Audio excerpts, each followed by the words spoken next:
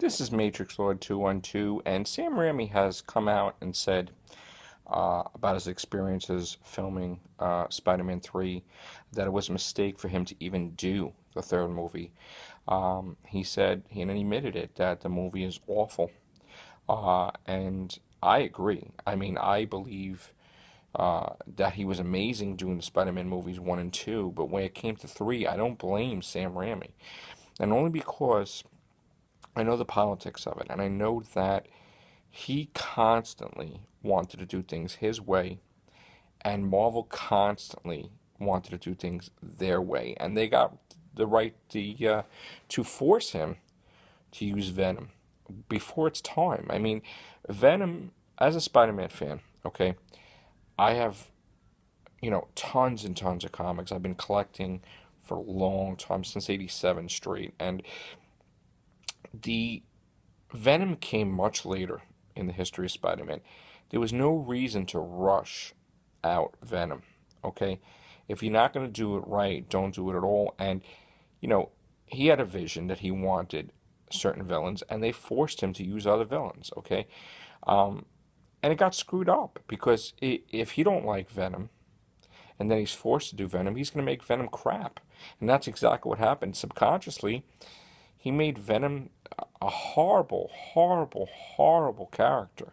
I mean, Venom is supposed to be Eddie Brock, who's a bodybuilder basically, that is also a reporter, because you don't make money really he didn't make money from bodybuilding, but he was built. And the thing was, is what would happen if someone became Spider-Man, but they're already incredibly strong. And there you go with Venom, because Eddie Brock was a photographer. He tried to put out a false story that uh, Spider-Man was a crook, a villain, and it blew up in his face, and he lost his credibility, and he lost the ability to ever be trusted in the news media and be a photographer again, and a reporter. So he took revenge, and he bonded with the symbiote, and his strength was way, way stronger than Spider-Man's was. So it was like a dark side Spider-Man, and Peter Parker's spider sense did not work on Venom in the comics. So here it is, we get a scrawny guy that to play Eddie Brock, which was not believable, and especially that he was going out with Gwen Stacy, which was not believable. And I hated that more than anything because I'm a big Gwen Stacy fan. And they ruined it. I mean, even the way he acted, dancing around, was just stupid. I thought it was funny, a couple times, but that's not what happened in the comic. He wasn't doing stuff like that. So it made him darker and everything, but that's not what happened. So, and even the way Venom came about, of course, they couldn't explain it in a movie. They couldn't explain that there was secret wars and Spider-Man's suit got ripped and Beyonder were given the suit. So yeah, that made sense that they would use the. But I really thought they were going to use John Jameson, J. Jonah Jameson's son, which was an astronaut. It would have been better if he would have been able to bring that back, and something to do with the Man Wolf, because I was a fan of the Man Wolf back in the '70s. So, but that didn't happen. I'm not really a fan of Sandman.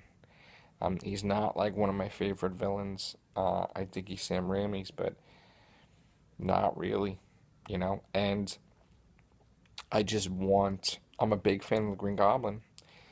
I would rather the original Goblin. I'm a big fan of James Franco, but I think we should have saw the original concept of what the Green Goblin should have been, and I think they should have brought back his father rather than make him be the villain. And then his face being disfigured, that was stupid too. I wasn't happy about that.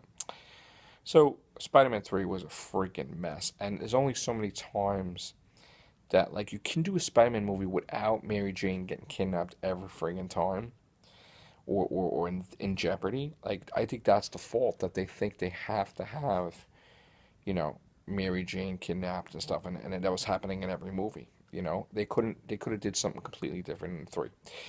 Uh, you know, you don't need Aunt May or Mary Jane in danger. So that's just overall, Spider-Man 3 was like the worst experience. It was a bad movie, and I agree with that. I try to look for some cool moments in there. There might have been some, but ultimately, it was a bad movie, and Sam Raimi's right, it was awful. But I don't hold him to it as 100% responsible. And Marvel Sony, I guess, they basically ruined 4 because 4 was going to have John Malkovich as the Vulture. And he didn't want to have multiple villains. So he quit because they were forcing another villain down his throat. And they got rid of everybody and rebooted it with Andrew Garfield. So now we have a Spider-Man mess on our hands. I wonder what they're going to do. I wonder what news we're going to hear in 2015. All right, take care. Bye for now.